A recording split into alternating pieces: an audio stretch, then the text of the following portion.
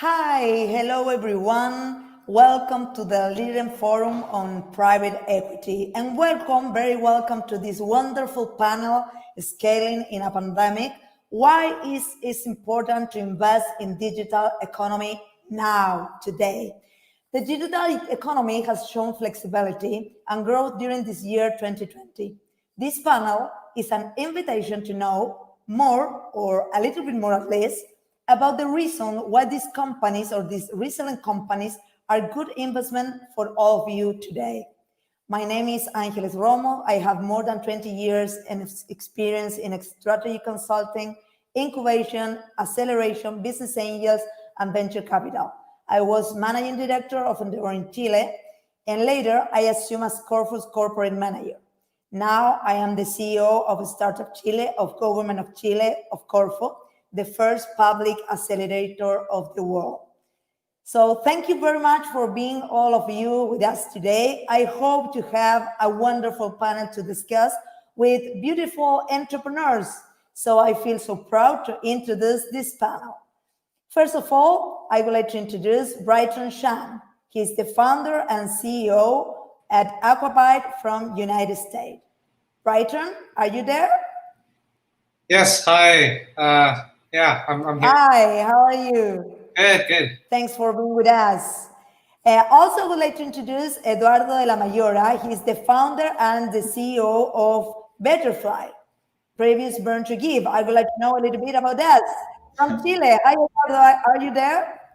Hello, Angeles. Yes, I'm here. Happy to be here. Good evening, everyone. Good afternoon. Thank you very much for being with us today also.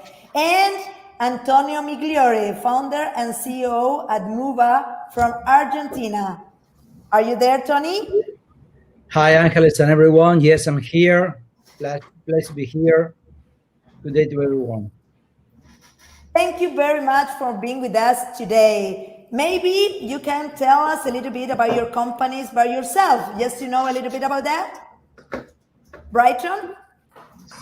Yes, so yeah, great to be here. Yeah, just a bit about our company, Aquabyte. We've been around for a couple of years, and we build technology for fish farms. What it is actually a camera AI-based system that monitors the fish in the pen, and it can determine the weight and health and growth of the fish. We started as a collaboration in Silicon Valley and developed the technology starting in Norway with the salmon farms there. We also opened up our office in Chile in Puerto Montt, where we're also working with a couple fish farms in Chile as well, and also in Scotland. And so the company today is about like 40 people working in the 3 different countries, and also developing this type of AI machine learning technology. And happy to share more as we progress.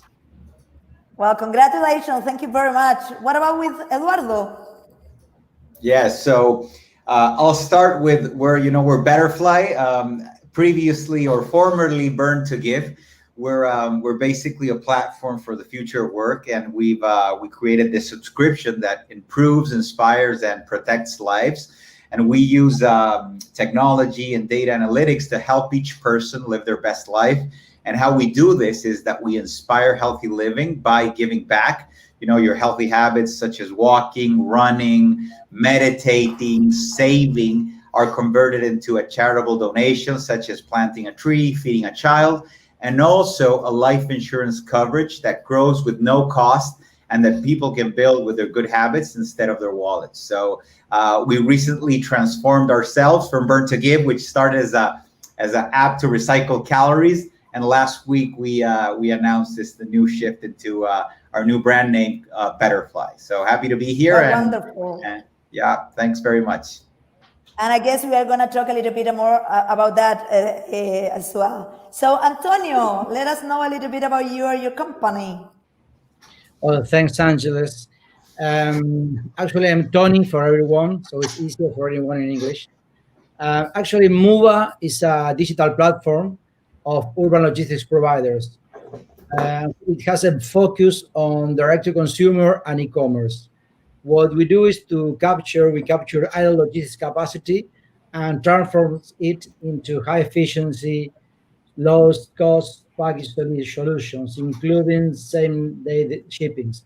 But the nice thing here is that Moova is actually not like a regular last miler. What we do is we build a product and we use it in some geographies while we deploy it in different ones through a license. So we are going very fast from one country in this January to 7 today, including 5 operated by us and 2 others in this licensing model that we do.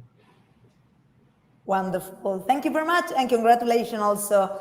Actually, it's very, very inspiring to review your experience and how you have managed the growth of your companies. We seek in this panel to demonstrate that the innovative and the digital companies are a great opportunity, much more for today, since you were exempt for the negative effect of the pandemic and found new opportunities from the others. So your experience here is absolutely key to demonstrate this issue. Thanks very much for sharing with us your experience in what you are doing for reach this.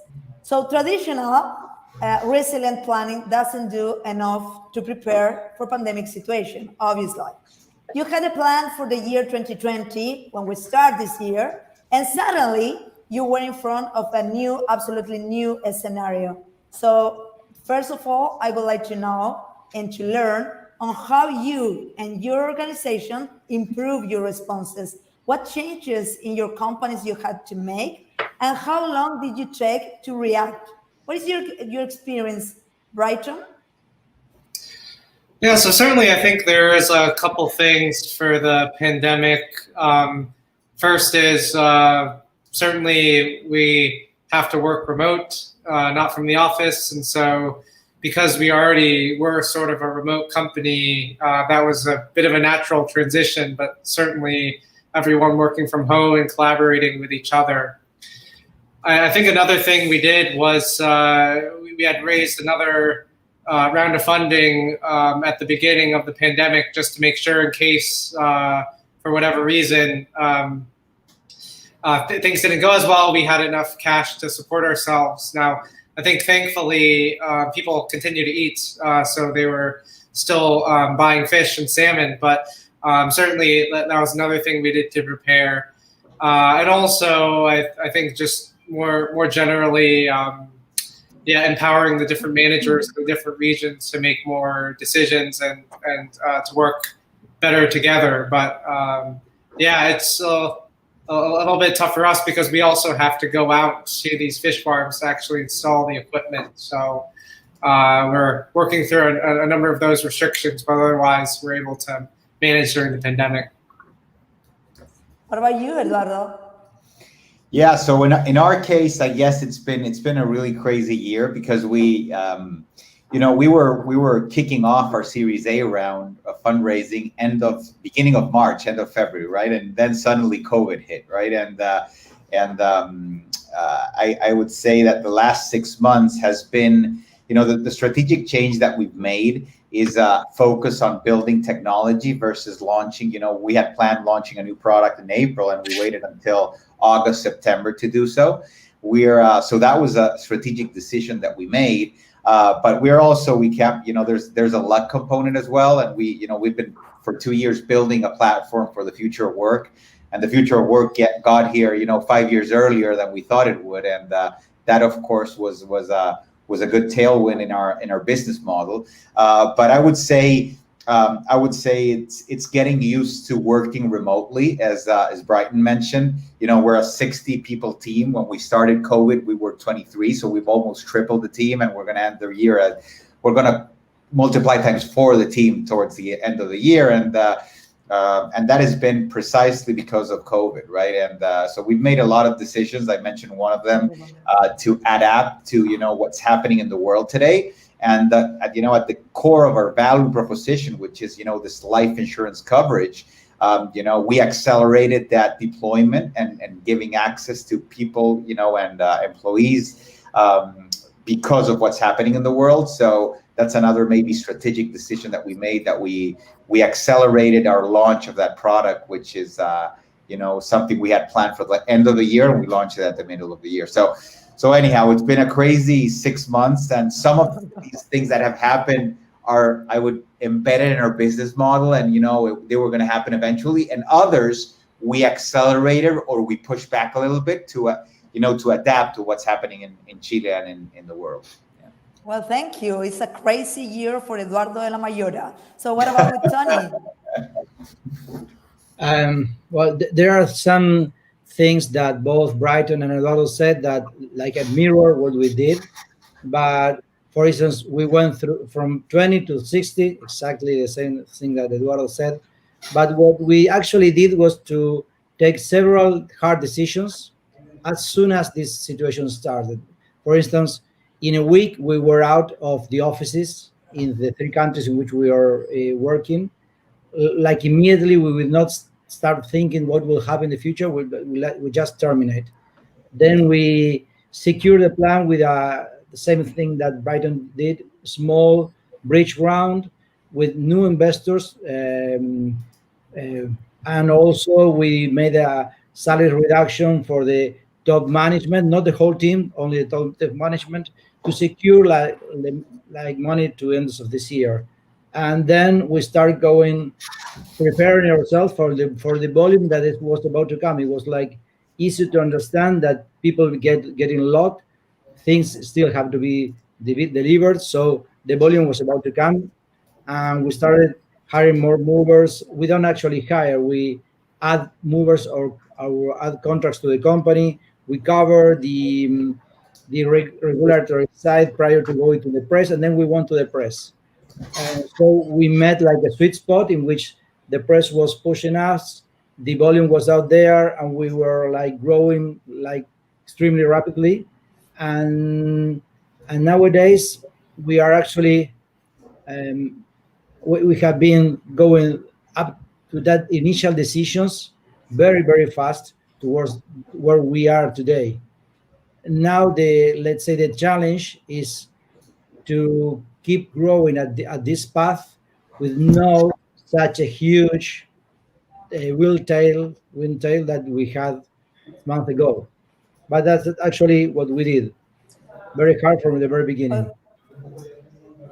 Congratulations, Tony. Actually, it's a very beautiful challenge to keep growing all the time, and a good experience for that. We are gonna talk a little bit about this later. So I want to stay longer with Eduardo. Betterfly, actually, you something said about this. In fact, during the pandemic, you redefined completely your business model and the brand identity. Wow. Yeah. So the question is, what was the indicator or the market trends, or what was for you to evaluate this change? Why did you change the business model at this moment? Why was in the pandemic moment? Or was a good decision for you? I hope.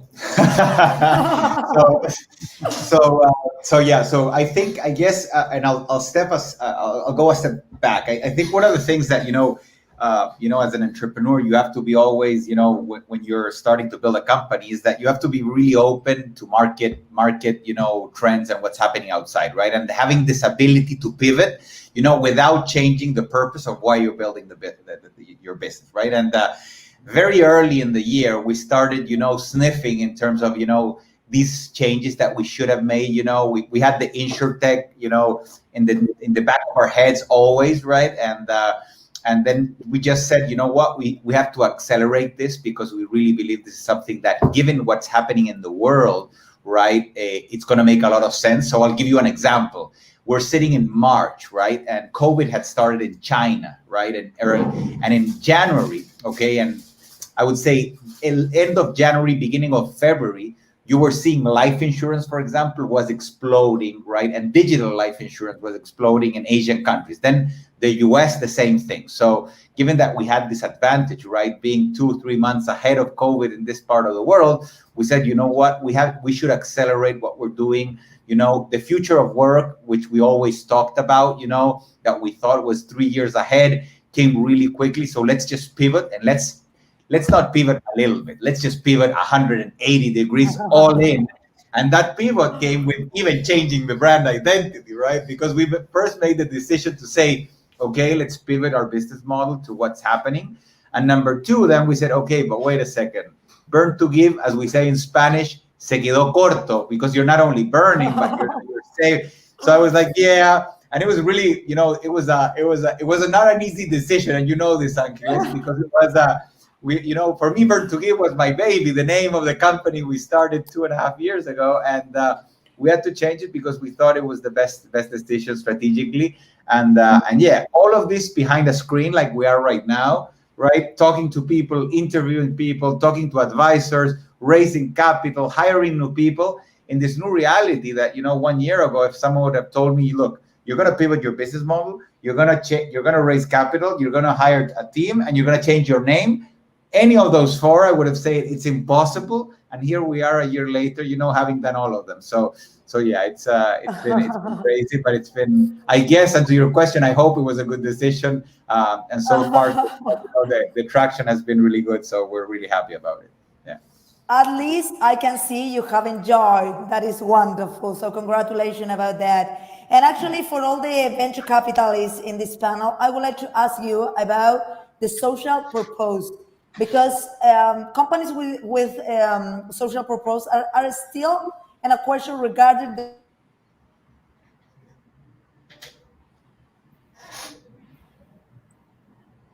I think we lost Angeles. Yeah. Yes. I thought it was me. So the profitability. So how does Betterfly? Hello. Angeles, you got cut a little bit. Yeah. Okay, once again. So companies with social purpose are still in a question regarding their profitability. So the question for you is, how does Betterfly make the fusion in between social impact and business? How you create this balance in between social and business for the venture capital or venture capitalists in your company as well? Yeah, so that's a really good question. And actually, I was forgetting about that one because that's a fifth decision that we took this year. So we became Latin America's first public benefit corporation. So we're not only a B Corp, but we're legally incorporated as a PBC in the US. And that means, you know, we not only have, a business model impact, but a fiduciary, duty to give social and environmental return at the same level as so we're really proud about that. And we took that decision before COVID, right? And a lot of people were like, okay, but wait a second, they're going to confuse you with a nonprofit, or, who's going to invest in your company? Well, guess what? 6 months later, right, we raised this really successful round. And I would say in our case, it's blending profit and purpose in our business model, right? And going to Betterfly, what we do, right, we have this subscription that has not only embedded, if you want, fintech solution in it, a flat fee subscription for employees and companies of all sizes, but it has embedded social impact. So the more we grow, right, the more social, environmental impact that we create. And it's a direct result of the growth or the economic or the financial return that we have is the environmental and the social return that we have at the same time. So it's embedded, same as, there's a lot of talk about, embedded fintech, embedded insurtech. Well, we have an embedded social impact as well. And there's absolutely no way for us to grow without creating social and environmental impact. So that's deeply embedded in what we do. And the venture capitals and, like Alaya and others that have betted on us, and invested in us, see this combination of profit and purpose, that they don't need to be separate. They can be put in one solution. And in our case, again, it's a subscription, a socially driven or purpose-driven Netflix type subscription. Yeah. Absolutely. Well, congratulations. So I would like to talk a little bit with Bryton about Aquabyte. We know today is a wonderful day for Aquabyte, and I would like you to tell us a little bit about that. Oh, well, okay. Yeah, we actually got the news, launched the news earlier today that we're actually the first company in the world, really, that can allow farmers to count lice automatically.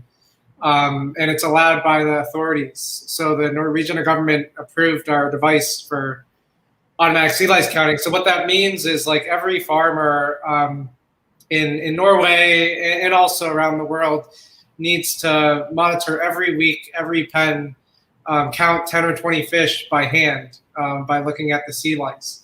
And so they can use our camera to be able to count sea lice automatically and report those to the authorities. And so this is both kind of a approval for the farms to use it, but also a step in the right direction to say that even the government is embracing AI and big data and seeing this as a direction for regulation and policy. And so it's, yeah, that news just came out, and it's very, very exciting. Wow, it's congratulations for that. Actually, it's a very big opportunity for you, for your company, for the complete industry. So wonderful for you and for your company as well. So that during the pandemic, you had to adjust your supply chain. You had hardware that came from China, and then you have to install it in your main market, Norway and Chile. While you have this geographic component at first, then the service is remote but digitalizing a traditional industry. So the question here is, how did you manage to enter in a traditional industry with digital technology? How do you do it? And because I guess your idea or your experience could be useful for other entrepreneurs in the world as well. Yeah, well, I would say, I mean, for us, we are a technology company, but we're also, in some sense, like a fish farm in that really, ultimately, the farmer, they care about solving their problem and not just about the technology. And so really, the first thing I did was just to spend time in Norway and at the fish farm and learn how it operates. And then from that, to be able to then, be able to get farms to test out the technology and then ultimately set up offices and subsidiaries in the different countries to be able to run. And so, for example, in Chile, we had the technology that was developed in the US and in Norway. We brought it to Chile and we've been testing it, and we hired local business development person to actually get it up and running. And so I think for us is as much as kind of being a technology company and developing that, but also being very familiar with the farmer. Like we actually have a lot of farmers that are working for us and also biologists that are helping design it for the farmer. And so we're as much staffed as a fish farm as we are a technology company. And so that was allow us to then successfully commercialize. Was wonderful. Well, actually, you were born with Objective Markets remote from where you and your partner were located, Norway and Chile. And so the question here is, how have you managed to enter with a hardware product in markets that are geographically distant? In more than that is absolutely hard.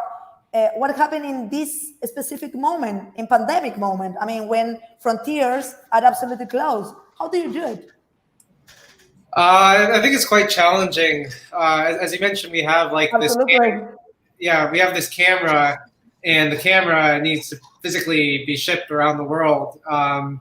Thankfully, like Chile has a number of free trade agreements, so it makes it a bit easier. But otherwise, it's difficult because we need to manage all the hardware. But I mean, for us, in some ways, the pandemic forced us to be more efficient because instead of needing people to go out to the site, we can just ship the camera and the farmer can set it up themselves. And so for us, it's also to say that digitalization and automation, now is the time to embrace that because everyone should be at home with their families instead of out working. And so if we can help have automation be able to enable that's a good thing.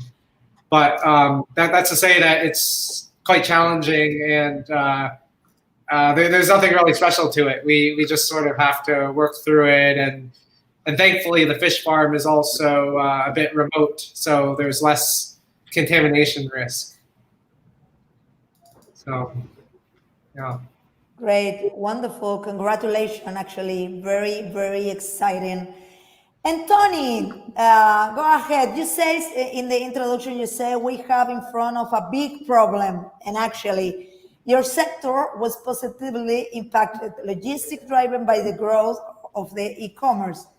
You grew 300% and launched in new countries 100% remotely. So you have now a very big problem because the industry is growing fast and faster. So you have to manage rapid growth. This is your problem for me today. In my opinion. And now in a different way and handling the over demand. So the question here is, how did you manage or you handle the e-commerce explosion and the excess demand in a short time? Is it possible to open new market 100% remotely? And what is your strategy for that? So there are many things in there. Let's start from the very nice one, which is we didn't grow 300%, we grew 10x. Wow. Yes, that's the real figure in terms of revenues and deliveries. Of course, it's a huge thing it's a huge challenge to manage. I have faced many problems in my professional life, 25 years in logistics and technology, some of them. This is not a problem. This is the best year of my life. These are only opportunities to be taken. So how did we do this? On one hand, we understood this is a way of answering all the things together, which is, can we open offices 100% remotely? Of course we can. In this very moment, all of us are in different locations, and we are all together through this product. In this case, is this whatever name it is. Other time is Zoom, Teams, or which product it is. So we understood that as we had a product, which is a technology one that joins the companies with logistics necessities and the others with logistics capacities, if you met both of them with your own technology, you can grow very fast. So how you do that? You have to capture every idle capacity that you can, and for that reason, you have to be in each and every place at the same time. So as we had the experience and some networking, we take use of that thing, and we decided. I personally decided to start launching within the pandemic. We have some experience done in a local city, which is Rosario. How do we do this? Actually, we have opened local cities like Cordoba or foreign countries like Chile for us. But then we take like a trial to open a smaller city within Argentina, which is closer to us, which we have done part of the process, and this can be supported by the guys in the headquarters in Buenos Aires. So what we did was to fulfill the complete procedure of hiring people, only that it was a full 100% remotely. When we tackle or when we get the talent there, we start with a process that we have already developed that includes people from operations, sales, technology, finance. It's a process in which we are teaching them and supporting them how to build a business. So then we learn some things, building a small office close to us, and then we went towards the big market, which is Mexico. For sure, it's a difficult one, but at the same time, it's the same procedure. It's a screen, it's people on the other side, people on your side, fulfilling the process. Apart from that, we have opened also Peru the same way.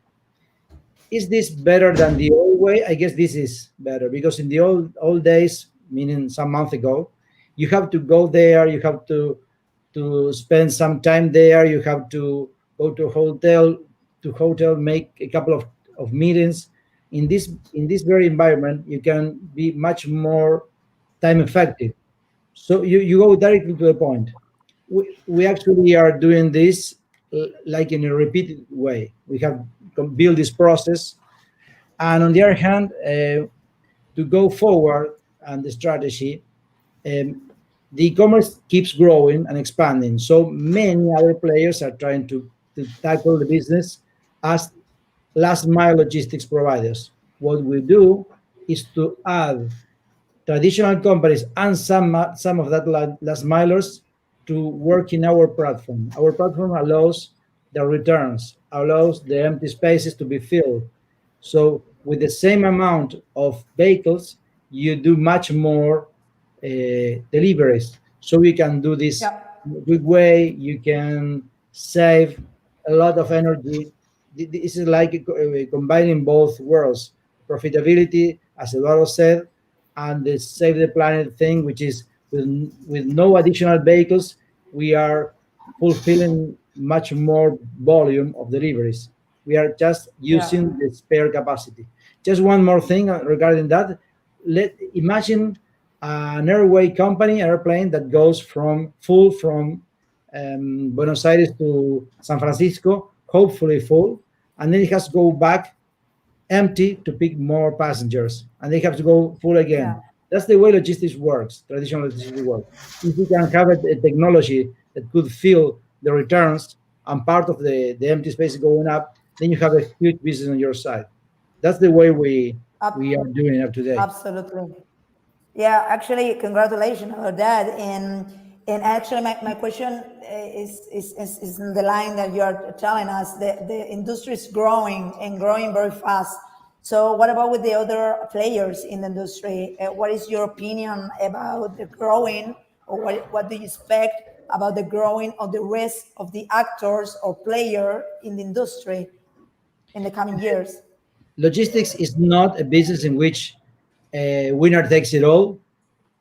This isn't the kind of business. Even in the traditional logistics, think about, let's say, only USA. You have FedEx, you have UPS, you have USPS, you have DHL, and you have other hundred of suppliers that are competing one to each other, and they're all of them, they are living together. So of course this is a market which is growing, so it's not mature. Some concentration will succeed in the future, will be in the future. Our strategy is to be the one that is established in more countries in a shorter time, which is a competitive advantage. But at the same time, of course, we have strong players in each place. There are different ways of tackling this. Most of them tackle this through the deliveries way of seeing. We tackle this through technology. Through this kind of technology, you can add not only your own operations, but you can add what are actually competitors that finally purchase your technology and develop through that. So that's the way we think. There will be some concentration in the future. We guess we will be good in that very moment also. Did, Wonderful. Thank you did I very much. answer? And no, thank you very much. It's wonderful, and congratulations for the growing of your company and how you have managed. I have a question for all of you. We hopefully, the pandemic period is ending. We won't. So, in your opinion, what's after the pandemic period for you, for your company, for the region, for the industry? What is your opinion? What is going to happen when all of this, the pandemic period is ending? What do you think, Tony? I'll jump into that if you want, Angeles. Yeah. Sorry, I think we're with this phase. So yeah. That's So I okay. think in general terms, I think the as I think Tony mentioned, I mean, we're living, of course, one of the deepest and most profound, not only financial but also sanitary crisis. But at the same time, it's it's probably the biggest opportunity, you know, in a long time. And I think with that, when we look back, you know, in 2025, you know, we're going to see, you know, 10, 20, 30 companies that change the world, that change it for good. And the next 10 years, right, I'm a true believer that technology is going to enable and is going to democratize a lot of services that were traditionally exclusive for just a few people, and make them available for all. So I'm an optimist, you know, by heart, and I do believe that the next 5 years, 10 years are going to change the world profoundly. And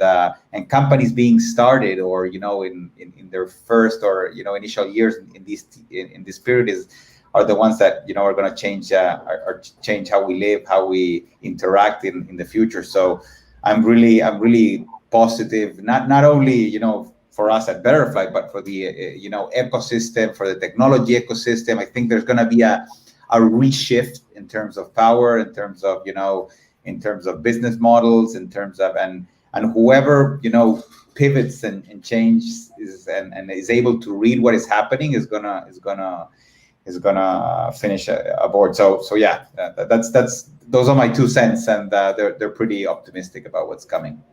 Yeah. Well, thank you. What about you, Tony? Regarding the whole picture, which is what Eduardo tackled, I guess there are some good things that will remain, which are maybe some new hygienic ways to manage each of ourselves. This was like this is the first maybe global advertisement that the humanity has received. So for the future, I guess the economic trends will go towards much and more towards the green companies, and the companies that understand that we are a lot of people living in a world, and we are not here for good with no counterpart on our side. That's how I see this. Some good ways will remain. On our business, I guess there will be like a pendulum effect.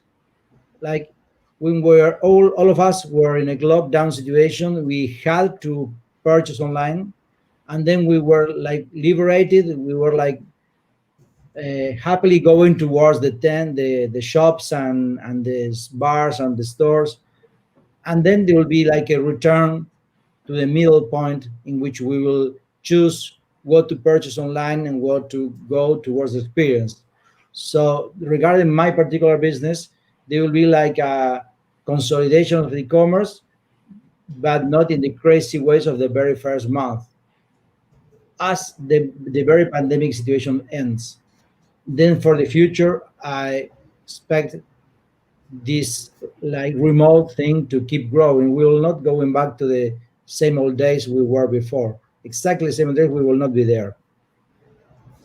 That's the way I think. Agree. Thank you. What about you, Bryton? I agree with everything that was said. I think one point I might add is also we've been seeing this geographic democratization of just where startups are created. Being in California, we're seeing actually a number of founders moving out of San Francisco and going someplace else to work because they can work anywhere. And really, I think this trend will just continue where essentially you'll have entrepreneurs all throughout the world where you can create a company really anywhere and be just as effective working remotely and building a company. And I think that overall is good where we'll really be able to promote entrepreneurship all around the world, no matter where you are. Goes for access of capital. It just now instead of going to a meeting with an investor, you can just hop on a Zoom call, and it's just a lot easier. And so just the flow of information and just being able to build a company has, like, a lot of those barriers have decreased because everything has been moved online. And so I think overall that will allow entrepreneurs to start companies faster and to ultimately accelerate and grow the number of good opportunities and for entrepreneurs to grow their business. And so I think overall I agree. It's like a positive trend that's been accelerated by the pandemic. Well, thank you. I have a special question from the public, and I would like to give you this. For Moova, Tony, do you think that the new normality will continue to favor to e-commerce? Will the digital consumer trends continue? I guess it will, especially in the manufacturer to consumer business, meaning manufacturers going towards the consumers instead of going through the traditional way in which we have lived our whole lives. Think about this. We have manufacturers going towards a wholesaler, and then they went towards a retailer. And why is all that value being increased in the amount of the goods instead of going towards anything else? Why is this inefficiency way of building a business? It's because manufacturers cannot allow to tackle directly each and one of their consumers. It was completely impossible. Through technology, now they can. So what we are seeing is huge corporations trying to avoid all that extra cost that the whole intermediary bring to the business. So I guess it will be grow bigger than we are seeing today. Not the traditional e-commerce goods selling through a marketplace, but they are coming inside the business. All the big companies, all the big brands who are losing a lot of revenue towards the marketplace. The marketplaces, they do not need a marketplace, they need a logistics solution. When they find a logistics solution, they have like 30, 40, 50% of revenue on the air, maybe going towards them. So we are not expecting, we are seeing huge things coming in that area, direct to consumer world. That's what we think. Okay, thank you. I have a question for Eduardo as well. The question is about the venture capital or the investors, basically. So the question is, have you realized any change in the attitude or requirement or investor in the context of pandemic? Are you more confident or caution in this specific moment? Yeah, so I guess if I understood the question, if there's any change from the venture capital perspective in the last month, right? I guess the first answer to that question, right, is you have to address what's happening in the world right away, right? So, with the other day, we were talking about, for entrepreneurs, right, to be in front of VCs. Today you have to have one or two slides about, is COVID positively affecting, negatively affecting, or how is it affecting? That's like as important as putting a team page probably today, because that's something that VCs are going to ask and you'll want to explain, right? So I would say that's the first dynamic that probably changed, besides the obvious of pitching in front of a Zoom screen, right?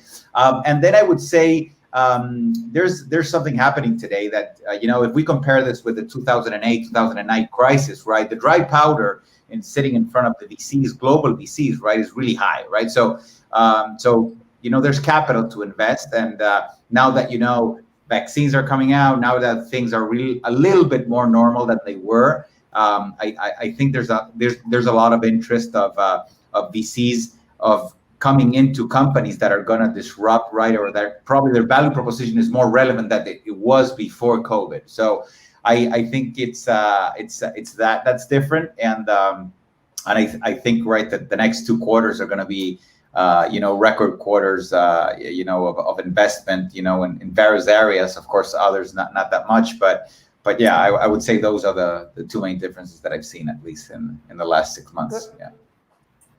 Great, thank you. I agree with you. And actually, I have the last question for Aquabyte. And the question is, what are your main argument to talk about technology in a traditional and a specific industry? Did you have any problem to convince your investor, or what is your strategy to get your investor? Oh, well, I think it's varied over time. Certainly, I'd say in some ways, just take fish farming. It's it's a much larger industry in Chile than it is in the U.S. In the U.S., it's less than 1% of the world's production, and so for Silicon Valley investors there, they just have no familiarity with fish farming. They don't even know how to do their diligence on a fish farm.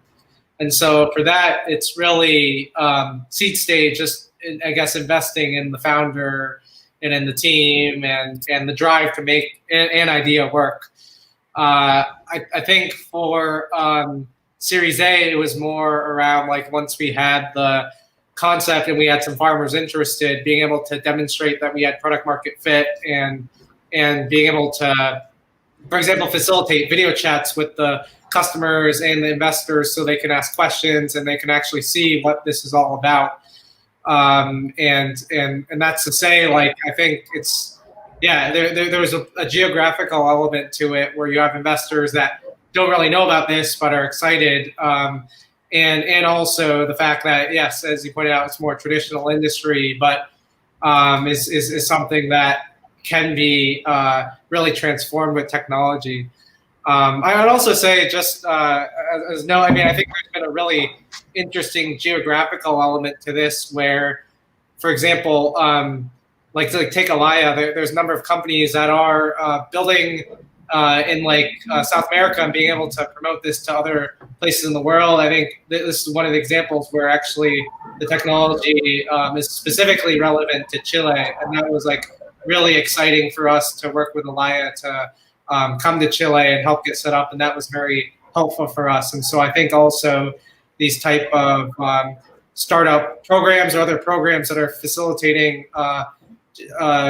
global business development and making connections was just very, very helpful for us also to raise investment. And so Alaya was part of our Series A and helped facilitate that. And I had the chance to come to Chile and meet a bunch of people.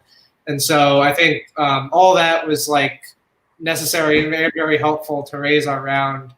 And otherwise wouldn't have been possible, because this, why would Silicon Valley investor think about investing in a fish farm business in Chile? So I think those type of opportunities have been enormously valuable. Wonderful. Thank you very much, Bryton.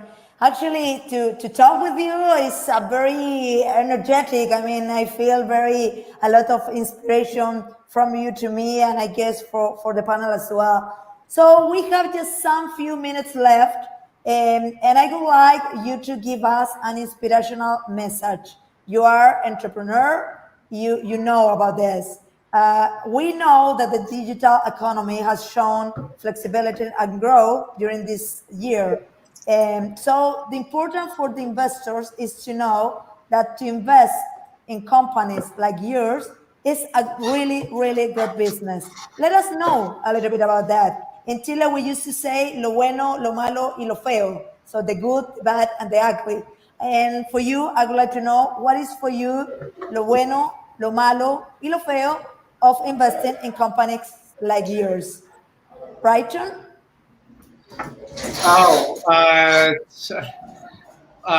Just in terms of like, for example, like what are the downsides, or like what happens behind the scenes, or what, I guess. Yeah. I mean, I'd say like there's a lot of ups and downs, and I mean, for us, like it's very exciting, but like you always feel like you're either on the verge of being breakout successful or on the verge of failing, and so it kind of feels like that at the same time. Like I mentioned before, like we're on the verge of signing a big deal, but also like on the verge of needing to have some layoffs. And so I think that sort of duality is just like very tough on the people and tough on the folks involved. And I think just the fact that, it is very tough to like convince, farmers to buy the technology. And it's like one customer can like make or break your business just to get things going. And so it is and when your burn is high and you're wondering if you have enough money. And so I think that uncertainty and just the fact that you're on the verge of being successful or on the verge of failing is just quite challenging. And so I know it's a little bit of a generic answer, but I would say that sort of captures the gist of your question. Great, thank you very much. What about you, Eduardo? So the good, the bad, the ugly. I think the good is, the good is of course the upside of investing or jumping in, this adventure, which is, startups and entrepreneurships and the exponential, not only growth, but return on the investment. I would say the bad is, of course, many of companies do not get where they want to go, right? And they're, the numbers are high, but I would say, and this, I know your answer came more from a VC perspective, but from an entrepreneur, I guess it's learning new things that you thought you didn't know, or you're learning around around the world along the way.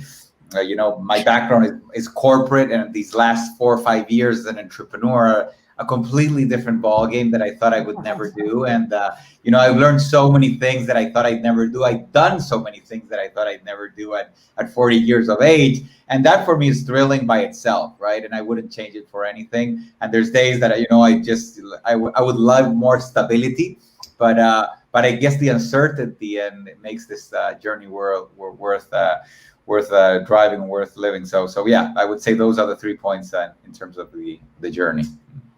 Thank you very much. And what about you, Tony?